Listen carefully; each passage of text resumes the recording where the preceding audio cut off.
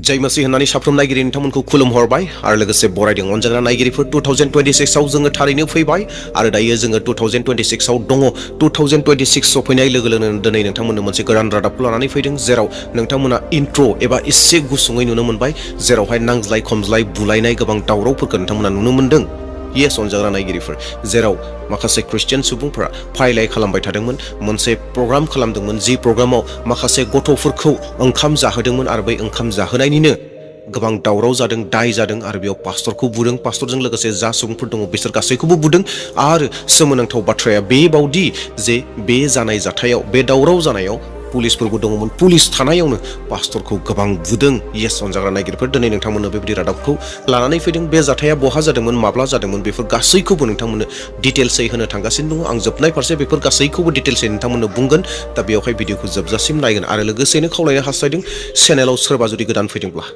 दिनैसो आंनि चेनेलखौ मोनदोंब्ला नोंथाङा दिनैनो चेनेलखौ साबस्क्राइब खालामना लादो आरो लोगोसे मोनसे लाइकखौ होदो दे अब्ला अनजाग्रा नायगिरिफोर नोंथांमोना बे भिडिअ क्लिपखौ बे रादाब क्लिपखौ नायग्रोदो बिनि उनाव माखासे बाथ्राफोरखौ जोबनाय फारसे आङो बुंहैगोन दे नायग्रोदो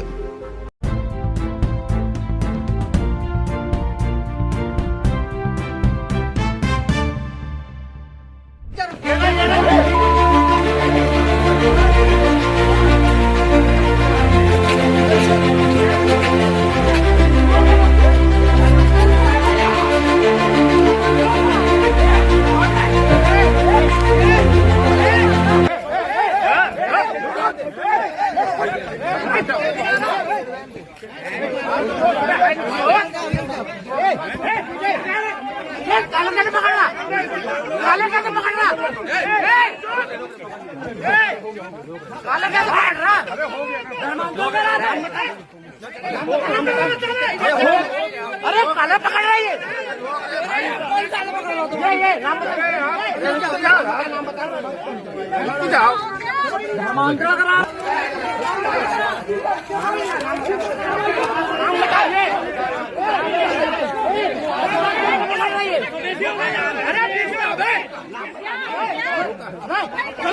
चलो काला पकड़ रही है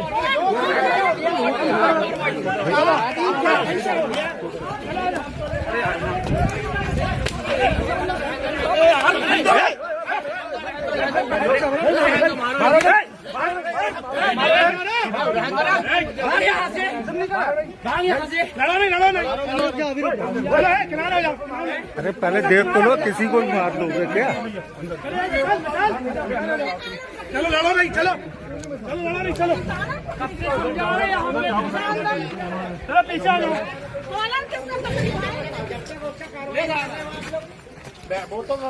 प्रिंस ऑफ पीस मिनिस्ट्री जो है हर साल बच्चों को एक क्रिसमस सेलिब्रेशन करती है जिसमें हम बच्चों को खाना वगैरह केक वगैरह हम देते हैं और ये आज का नहीं है कई सालों से होते आ रहा है। आपने जैसा कि देखा कि बच्चों के से भी स्टेटमेंट लिया गया है और सारे स्टेटमेंट पॉजिटिव हुआ, किसी भी कोई प्रेशर में नहीं हुआ है। यहाँ पे सारे बच्चों ने देखा है, सारे बच्चों से पूछा भी गया है टीआई साहब की उपस्थिति में।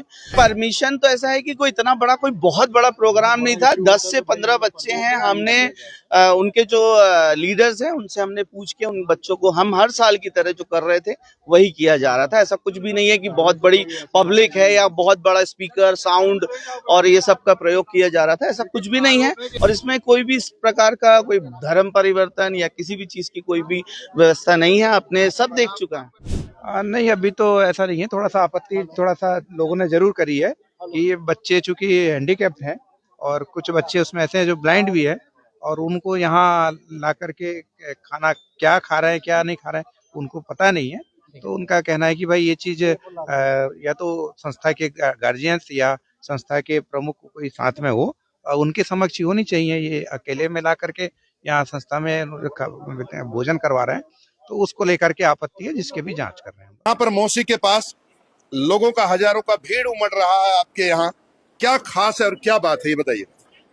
सभी का जय मसीह, बीएनबी का स्वागत करता हूँ।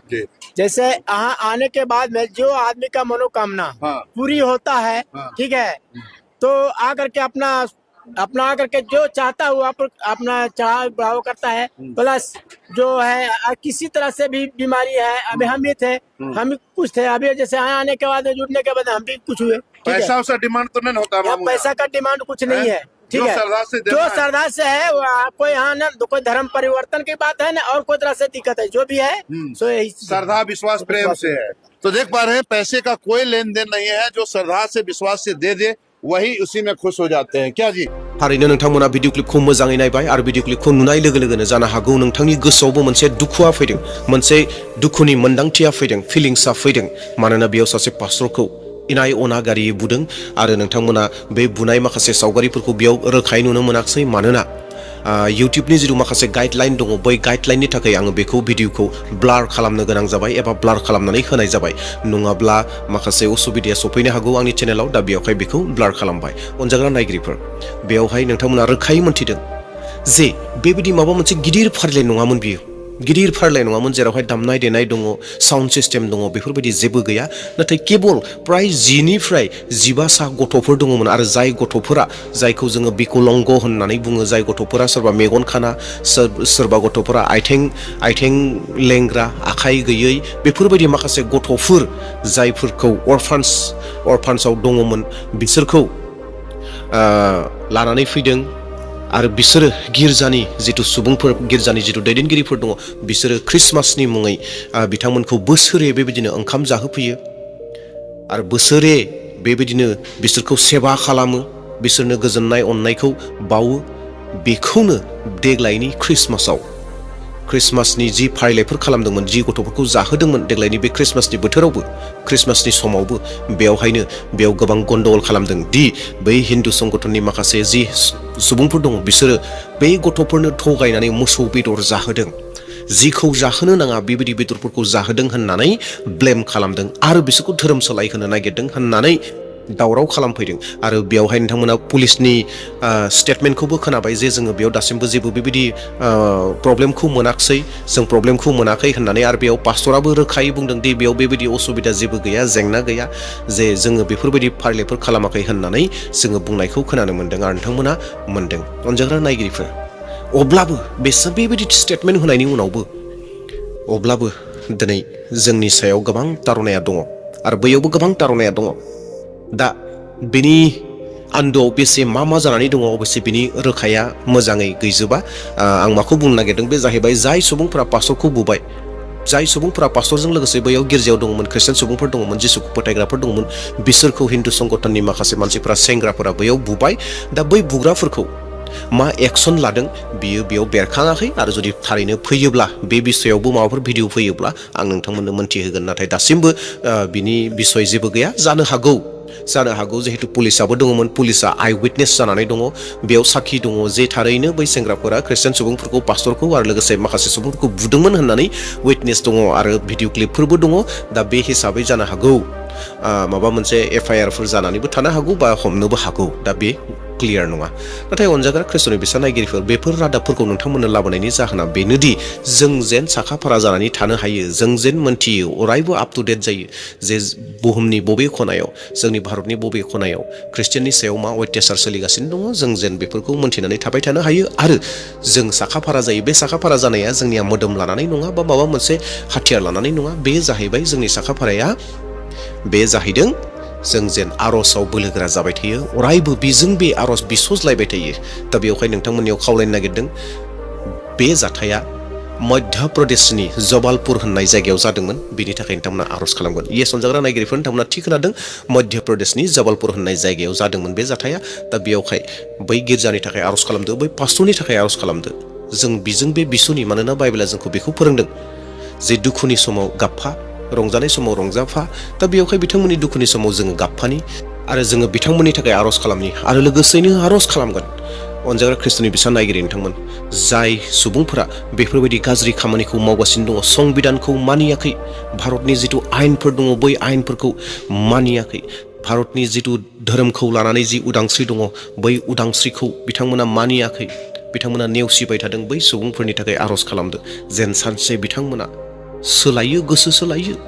जेरैहाय जोङो बाइबेलाव मोननो हायो, पौला ख्रिस्टियानफोरखौ नासयग्रामोन, सिथारग्रामोन, अब्लाबो पौला गोसो सोलायदोंमोन जेन थिग बेबायदिनो दिनै जायफोरा तारना होदों, जायफोरा सैसो होदों, जायफोरा पारसिकिउसनखौ ख्रिस्टाननि सायाव लानानै फैदों, बिथांमोना जेन जिसु ख्रिस्टखौ सानसे नुयो, सिनाय मोनो, जिसु ख्रिस्टआ जेन बिथांमोनजों दर्शन जायो, जेरै पलजों दर्शन जादोंमोन, लामायाव इनकाउन्टार जादोंमोन, लोगो मोनदोंमोन, थिग बेबायदिनो बै सुबुंफोरजों जिसु ख्रिस्टआ जेन नुजायो, जिसु ख्रिस्टआ बिथांमोननि गोसोआव जेन खोथा बुङो, बिनि थाखाय जोङो लागारबो आर'जआव नांथाबनि। देवब्ला अनजाग्रा ख्रिस्टनि फिसाफोर, मिजिंथिदों नोंथांमोना थारैनो बे रादाबखौ मोननायनि गेजेरजों, बे जाथायखौ नुनायनि गेजेरजों थारैनो जोंनि भारताव मा जानानै दङ, बहा मा जानानै दङ, बेखौ एसेब्लाबो आप टु डेट जानानै थादों होननानै आङो मिजिंथिदों। अनजाग्रा नायगिरिफोर, बे जाथाया जादों जाहैबाय ख्रिस्टमासनि एसे उनाव जानाय जाथाय। देवब्ला अनजाग्राफोर, दिनैनि बे भिडिअखौ बेसेयावनो दोनथ'नोसै। फैबाय थानाय समाव आङो गोदान भिडिअ लानानै फैगोन आरो लोगोसेयैनो बेखौनो फिन खावलायबावनो नागिरबाय, नोंथांमोना लाइक होनो दाबावसै आरो गोदान फैनायफ्रा साबस्क्राइब खालामनो दाबावसै आरो हायोब्ला शेयार खालामनो दाबावसै। देब्ला दिनैनि थाखाय बेसेयावनो दोनथ'नोसै। Thank you.